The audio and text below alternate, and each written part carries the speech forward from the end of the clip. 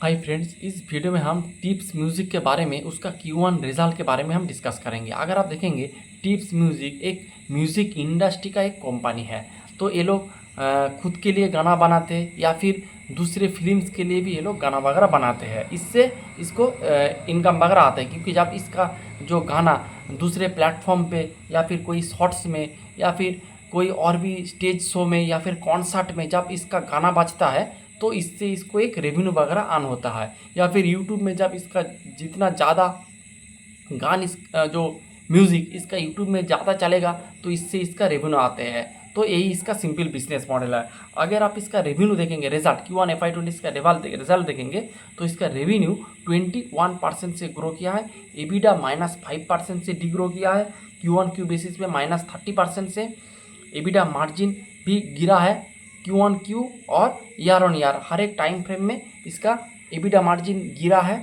PAT -4% से डिग्रो किया है और -26% से डिग्रो किया है। और पैट मार्जिन अगर आप देखेंगे वो भी आपका Q1Q और ईयर ऑन ईयर बेसिस हर एक टाइम फ्रेम में गिरा है। तो अगर आप आपका टिप्स म्यूज़िक का अगर आप नंबर देखेंगे तो हर एक सेगमेंट में टिप्स म्यूज़िक उतना अच्छा नहीं कर रहा है। इसका हर एक जो सेगमेंट उतना अच्छे से परफॉर्म नहीं कर पा रहा है। उसके साथ अगर आप इसको थोड़ा पीछे जाएंगे आप टिप्स म्यूज़िक का, तो आप देखेंगे Q2 में इन लोगों ने गाइड किया था कि हम मोटा मोटी Q1 में ये लोग गाइड किया था कि हम मोटा मोटी 30% से अपना रेवेन्यू को ग्रो करेंगे। उसके बाद आप देखेंगे इसका जो नंबर आया था वो 20% के नीचे आया था। उसके बाद मैनेजमेंट ने फिर से गाइड किया था कि हम 30% से नहीं, हम 20% से ग्रो करेंगे। लेकिन अगर आप FY26 के एंड में देखेंगे तो इसका ग्रोथ 20% से ये लोग कर रहा था।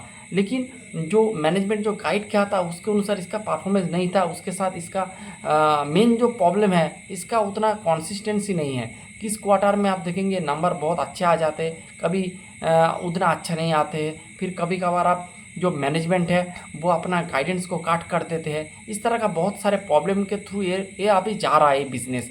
और अगर आप Q1 का नंबर देखेंगे तो मेरे हिसाब से बहुत ही बुरा नंबर है, क्योंकि आपको सिर्फ रेवेन्यू ग्रो करने के आपका बिजनेस अच्छा नहीं होगा। उसके साथ जो हर एक पैरामीटर है, आपका मार्जिन इंप्रूवमेंट होना चाहिए, आपका मार्केट शेयर गेन होना चाहिए। उसके बाद आपका प्रॉफिटेबिलिटी भी अच्छे से होना बढ़ना चाहिए, EPS भी बढ़ना चाहिए। तो अगर हर एक पैरामीटर पे देखेंगे तो टिप्स म्यूज़िक का नंबर उतना अच्छा नहीं आया है। और उसके साथ अगर आप देखेंगे उन लोगों ने ऑलमोस्ट 73 सॉन्ग्स इन लोगों ने Q1 में रिलीज किया है। और यूट्यूब का जो सब्सक्राइबर बेस है उतना अच्छे लेवल से नहीं बढ़ रहा है, ये मैनेजमेंट ने कहा है। और ग्रोथ बहुत ही कम है और लोअर सिंगल डिजिट में इसका जो सब्सक्राइबर बेस है वो बढ़ रहा है लोअर सिंगल डिजिट में।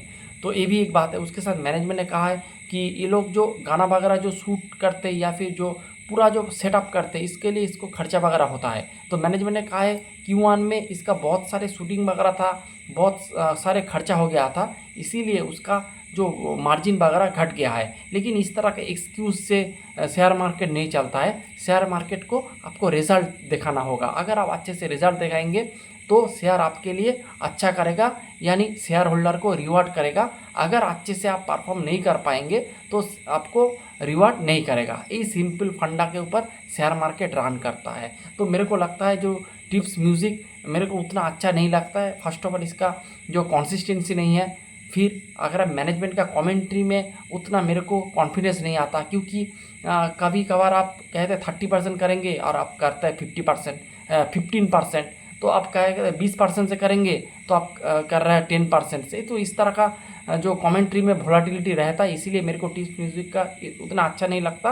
और Q1 को जो नंबर है एकदम पुअर नंबर है। Thanks for watching.